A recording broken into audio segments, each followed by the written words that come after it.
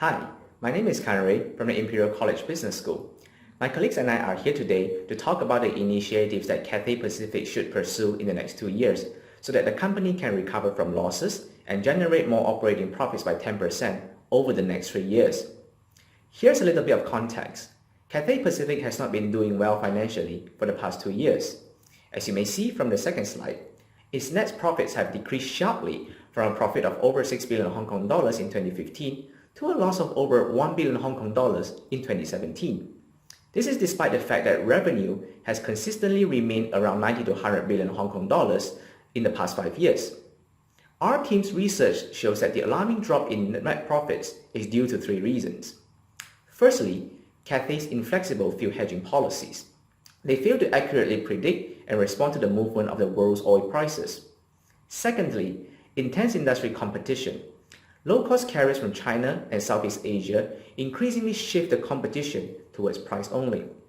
Coupled with modest growth of only 3 to 5% annually for its passenger traffic and cargo demand, this has further depressed Cathay's profit margin.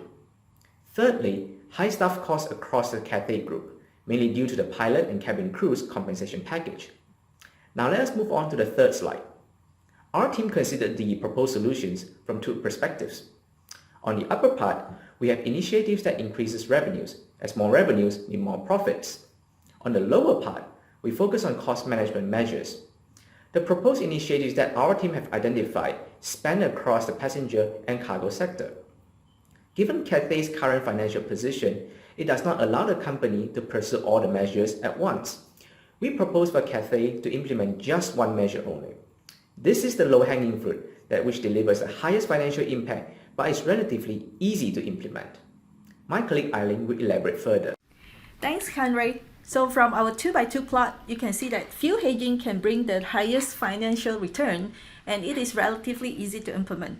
As compared to the rest of the initiative, as Cathay took 184 million and 812 million loss on fuel hedging in year 2018 and 2017 respectively, which is equivalent to about 3% and 6% total revenue.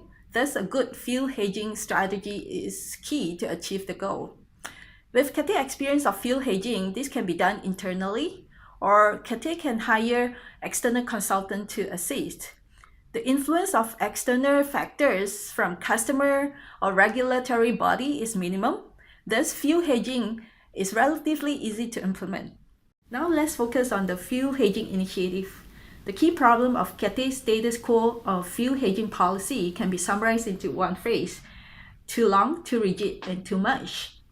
The solutions to that is to institutionalize a fit-for-purpose framework to reduce the potential loss of 30%, and yet to retain the agility to review and fine-tune the hedging policy in a regular basis, and we recommend a biannual review to review the qualitative as well as the quantitative of the key parameters of the fuel hedging in order to institutionalize a dynamic fuel hedging framework. Secondly, we recommend a bottom-up approach to setting an earning volatility-based, risk-neutral policy to the board and the major shareholders. And from there, the board shall work backward the quantum and range of hedges that fits into the framework. Thirdly, we will deploy a basket of tools such as zero-cost collar to maximize agility, limit the position to maximum of 18 months, and review it in the 6-month rolling basis. Lastly, we need a risk mitigation plan to communicate the key limitations in setting out the hedging framework to all the shareholders and investors.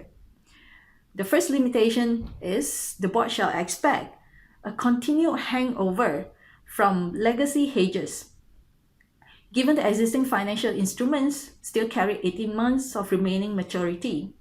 Secondly, the proposed EBITDA volatility-based methodology hinges on accuracy assessment of the projected earnings. Thirdly, the competitor with speculate hedges could outperform when the fuel prices go unexpectedly cheap in the spot market. It is important to communicate that given the volatility in oil market, a mature hedging program is meant to protect the downside rather than making unexpected profit out of it.